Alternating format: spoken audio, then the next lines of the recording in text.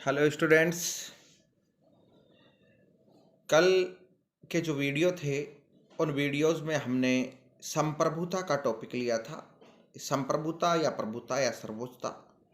और संप्रभुता के दो दृष्टिकोण हैं, एकलवादी दृष्टिकोण, बहुलवादी दृष्टिकोण। इन दोनों में से एकलवादी दृष्टिकोण पर हम चर्चा कर रहे थे। एकलवादी दृष्टिकोण के बारे में कल मैंने आपको विस्तार से समझाया था। इस एकलवादी दृष्टिकोण से संबंधित कुछ महत्वपूर्ण बातें और बची हुई हैं, वो आज के इस वीडियो में हम लेंगे। देखिए, दो दृष्टिकोण, एकलवादी और बहुलवादी, ये मैंने आपको बताए थे। अगर एकलवादी दृष्टिकोण की बात करें तो एकलवादी दृष्टिकोण के अंतर्गत भी राजनीति विज्ञान के विद्वानों ने संप्रभुता के तीन प्रकार बताए हैं। एक तो कानूनी संप्रभुता, एक राजनीतिक संप्रभुता और एक लोकप्रिय संप्रभुता। कानूनी संप्रभुता या कानूनी रूप से जो संप्रभु होता है वो राज्य होता है, राज्य कानून बनाता है। और कानूनी संप्रभु, वैधानिक संप्रभु जो है वो हमारी संसद होती है, संसद कानून बनाती है। और कानूनी संप्रभुता के जो प्रमुख विद्वान हैं उनके बारे में मैंने आपको कल बताया था। कानूनी संप्रभुता के प्रमुख विद्वान जीन बोधा हैं, थॉमस हॉब्स हैं, जॉन ऑस्टिन है। अब हम संप्रभुता का दूसरा प्रकार देखते हैं कानूनी के बाद, राजनीतिक संप्रभुता। और राजनीतिक के संप्रभुता की अगर हम बात करें तो राजनीतिक संप्रभुता से क्या तात्पर्य है, पहली बात तो ये मैं आपको बताऊंगा। और राजनीतिक संप्रभुता के जो जनक विद्वान माने जाते हैं या प्रमुख प्रतिनिधि विद्वान माने जाते हैं वो जॉन लॉक है। जॉन लॉक का नाम आपने सुना होगा। सामाजिक समझौता सिद्धांत का प्रतिपादन किया इन्होंने, हॉब्स, लॉक और रूसो ने। राजनीतिक के संप्रभुता क्या है? तो राजनीतिक के संप्रभुता राज्य में निहित होती है। इसका प्रयोग कार्यपालिका या सरकार करती है। राजनीतिक संप्रभुता राज्य में निहित होती है, इसका प्रयोग कार्यपालिका या सरकार करती है। अर्थात कानून बनाने की जो संप्रभु शक्ति है उसको कानूनी संप्रभुता कहते हैं। और शासन चलाने की, सरकार चलाने की जो संप्रभु शक्ति है उसको राजनीतिक संप्रभुता कहते हैं। जैसे हम तुलनात्मक रूप से बात करें तो भारत में कानूनी संप्रभु राज्य और राज्य के अंतर्गत विधानमंडल है, संसद है। और राजनीतिक संप्रभु राज्य और राज्य के अंतर्गत सरकार या कार्यपालिका जो है वो हमारी राजनीतिक संप्रभु है। राजनीतिक संप्रभुता के प्रमुख प्रतिपादक विद्वान जॉन लॉक माने जाते हैं। और राजनीतिक संप्रभुता के जो अन्य समर्थक विद्वान हैं वह हैं जॉन लॉक के अलावा एवी डाइसी, गार्नर, लीकॉक और गिलक्रिस्ट। एवी डाइसी, गार्नर, लीकॉक और गिलक्रिस्ट इसके प्रमुख प्रतिनिधि विद्वान हैं। जॉन लॉक की हम बात करें जो राजनीतिक संप्रभुता के जनक हैं, तो जॉन लॉक ने एक प्रसिद्ध पुस्तक लिखी है जिसका नाम है शासन पर दो निबंध। एक प्रसिद्ध पुस्तक लिखी, इसका नाम है शासन पर दो निबंध, टू ट्रीटाइजेस ऑन सिविल गवर्नमेंट, 1690 में लिखी थी। और इसी में राजनीतिक संप्रभुता के सिद्धांत का इन्होंने प्रतिपादन किया। लॉक को वैधानिक संप्रभुता, जनवादी संप्रभुता, राजनीतिक संप्रभुता का जनक माना जाता है। लॉक ने सामाजिक समझौते का जो सिद्धांत दिया उसके अंतर्गत उन्होंने प्राकृतिक अवस्था का विश्लेषण किया, मानवीय स्वभाव का विश्लेषण किया और किस प्रकार से प्राकृतिक अवस्था में लोगों ने एक समझौता करके संप्रभु सत्ता को जन्म दिया, राज्य को जन्म दिया। और जो संप्रभु सत्ता को लोक के अनुसार जो जन्म दिया गया वो संप्रभुता वैधानिक है, जनवादी है और वो संप्रभुता राजनीतिक संप्रभुता है। जॉन लॉक ने प्राकृतिक अवस्था का वर्णन करते हुए कहा कि प्राकृतिक अवस्था सामाजिक है परंतु राजनीतिक नहीं है। अर्थात इसमें समाज तो है परंतु राज्य निहित नहीं है।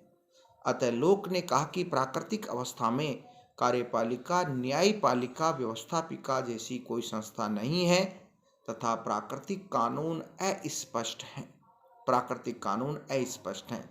लॉक ने कहा प्राकृतिक अवस्था की इन कमियों को दूर करने के लिए, प्राकृतिक अधिकारों की रक्षा करने के उद्देश्य से लोगों ने राज्य की उत्पत्ति की है, लोगों ने संप्रभु शासक की उत्पत्ति की है।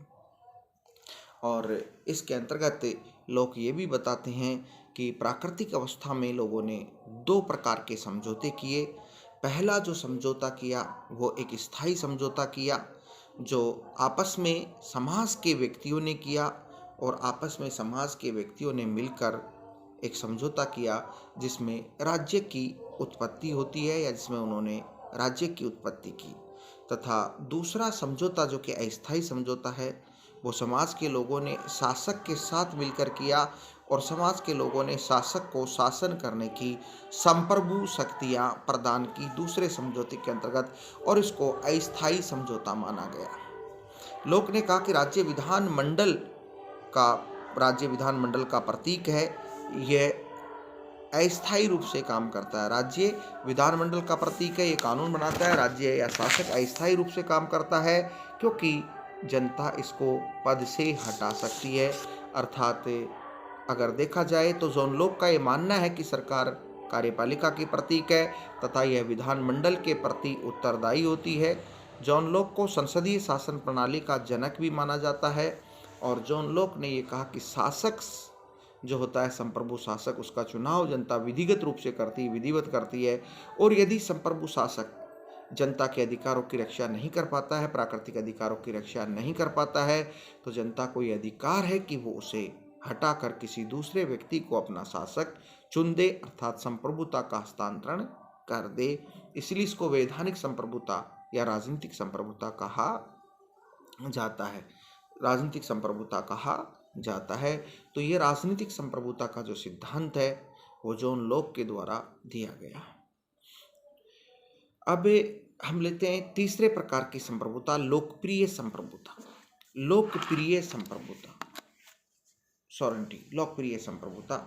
और लोकप्रिय संप्रभुता के जनक राजनीति विज्ञान में रूसो को माना गया है। जीन जैक्स रूसो इनका पूरा नाम था।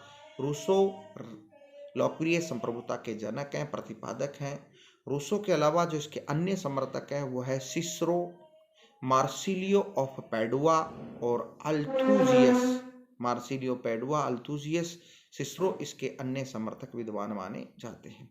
लोकप्रिय संप्रभुता से क्या तात्पर्य है? बहुत इंपॉर्टेंट बात है। लोकप्रिय संप्रभुता जो है वो हमारे भारत के संविधान की भी एक प्रमुख विशेषता मानी जाती है, और लोकप्रिय संप्रभुता का मतलब है कि अंतिम रूप से संप्रभु शक्ति जनता में निहित होती है। अर्थात जो हमारे संप्रभु शासक हैं, जो संप्रभुता का प्रयोग करते हैं, जनता उन संप्रभु शासकों का चुनाव करती है और उनको संप्रभुता का प्रयोग करने का अधिकार देती है। अर्थात शासकों को चुनने की अंतिम संप्रभु शक्ति जनता के पास होती है। शासक जनता के प्रति उत्तरदायी होते हैं, जनता शासकों पर नियंत्रण रखती है। उस संप्रभुता को लोकप्रिय संप्रभुता कहा जाता है।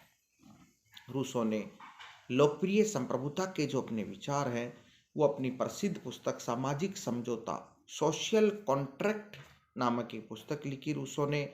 और रूसो ने जो सोशल कॉन्ट्रैक्ट पुस्तक लिखी उसी में उन्होंने अपने संप्रभुता के सिद्धांत का प्रतिपादन किया है।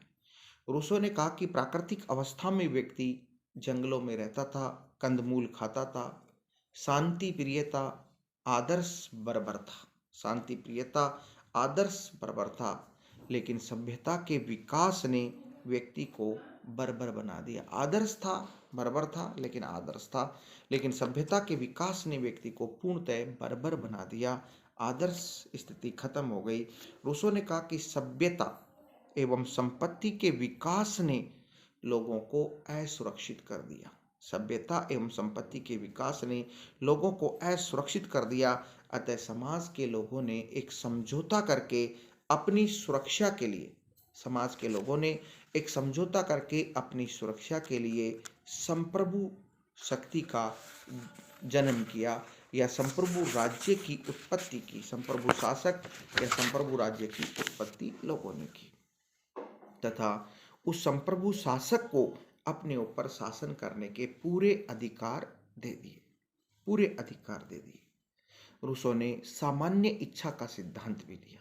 सामान्य इच्छा, और रूसो का संप्रभु कौन है, ये खास बात है। रूसो ने सामान्य इच्छा को ही अपना संप्रभु माना। सामान्य इच्छा ही संप्रभु है। और ऐसा क्यों कहा? रूसो ने दो प्रकार की इच्छाओं का वर्णन किया। दो प्रकार की इच्छाओं का वर्णन किया, एक आदर्श इच्छा, एक यथार्थ इच्छा। यथार्थ इच्छा, एक आदर्श इच्छा। रियल विल एंड आदर्श इच्छा, आइडियल विल। उन्होंने कहा कि जो यथार्थ इच्छा है वो व्यक्ति की अपनी स्वयं की इच्छा है, अपने स्वयं के हित की इच्छा है, अपने स्वयं के स्वार्थ की इच्छा है और अपने आत्म प्रेरणा पर आधारित है। अर्थात व्यक्ति अपने खुद के लिए, अपनी इच्छाओं की पूर्ति के लिए, अपने स्वार्थ की पूर्ति के लिए जो इच्छा रखता है वो यथार्थ इच्छा होती है। और आदर्श इच्छा किसे कहा उन्होंने? आदर्श इच्छा या वास्तविक इच्छा क्या है? तो रूसो ने कहा कि व्यक्ति की सामूहिक हित या परहित पर आधारित जो इच्छा है, जिसमें व्यक्ति अपने खुद के हित की बात नहीं सोचता अपितु समाज के अन्य लोगों के हित की बात भी सोचता है, तो दूसरे लोगों के हित की जो भावना है, जो इच्छा है, परहित की जो भावना है, इच्छा है, जिसमें सभी के सामूहिक हित की भावना जो इच्छा है, वो आदर्श इच्छा है। और रूसो ने इसी आदर्श इच्छा को सामान्य इच्छा कहा है। उन्होंने कहा कि यथार्थ इच्छा सामान्य इच्छा नहीं है, आदर्श इच्छा ही सामान्य इच्छा है।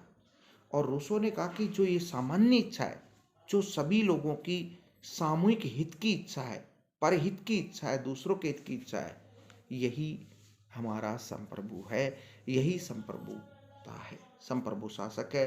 अर्थात वे लोगों ने, समाज के लोगों ने अपनी आदर्श इच्छा के अनुसार, अपनी सामूहिक इच्छा के अनुसार किसी व्यक्ति को अपना शासक चुना, अपना संप्रभु चुना और उसे अपने ऊपर शासन करने का अधिकार दिया, कानून बनाने का अधिकार दिया। तो सभी की आदर्श इच्छा या सामूहिक हित की इच्छा जो है उसने ही संप्रभुता का स्थान लिया, ये रूसो ने कहा। रूसो ने सामान्य इच्छा को परिभाषित करते हुए कहा कि सामान्य हित की सामान्य चेतना ही सामान्य इच्छा है। सामान्य हित की सामान्य चेतना ही सामान्य इच्छा है। लेकिन रूसो ने सामान्य इच्छा के द्वारा शासक की उत्पत्ति मानी, परंतु शासक को सामान्य इच्छा के नियंत्रण से बाहर कर दिया, सामान्य इच्छा के नियंत्रण से बाहर कर दिया। अर्थात रूसो का जो शासक है वो भी एक तरह से निरंकुश है, वो भी निरंकुश संप्रभु है, क्योंकि उसके ऊपर भी सामान्य इच्छा या लोगों का कोई नियंत्रण नहीं है, जनता का कोई नियंत्रण उसके ऊपर रूसो ने स्थापित नहीं किया है। और इसीलिए एक विद्वान है प्रोफेसर वाहन, उन्होंने कहा कि रूसो का संप्रभु हॉब्स का शीश कटा लेवियाथन है। रूसो का संप्रभु हॉब्स का शीश कटा लेवियाथन है, ये कहा प्रोफेसर वाहन ने। अर्थात सारे के सारे संप्रभु जो गुण हैं वो हॉब्स की तरह, केवल चेहरा बदल गया है। तो ये सामान्य इच्छा का सिद्धांत इन्होंने दिया। और इसके अन्य समर्थक मैंने आपको बताए थे, सिसरो है, मार्सिलियो पेडुआ है, अल्थुसियस है। तो जो एकलवादी संप्रभुता का सिद्धांत है उसके अंतर्गत हमने कानूनी संप्रभुता, राजनीतिक संप्रभुता, लोकप्रिय संप्रभुता, ये तीनों कंसेप्ट हम लेते हैं, इनको मैंने क्लियर किया। इससे अगले वीडियो में संप्रभुता का जो सिद्धांत है, जो टॉपिक है, वो यहीं खत्म होता है। इससे अगले वीडियो में मैं संप्रभुता का जो दूसरा दृष्टिकोण है, जिसको हम बहुलवाद कहते हैं, बहुलवादी संप्रभुता कहते हैं, वो अगले वीडियो में हम लेंगे। इस वीडियो में केवल एकलवादी संप्रभुता को हमने डिफाइन किया। मुख्यतः जॉन लॉक और रूसो के संप्रभुता पर क्या विचार है, संप्रभुता संबंधी विचारों की व्याख्या की है।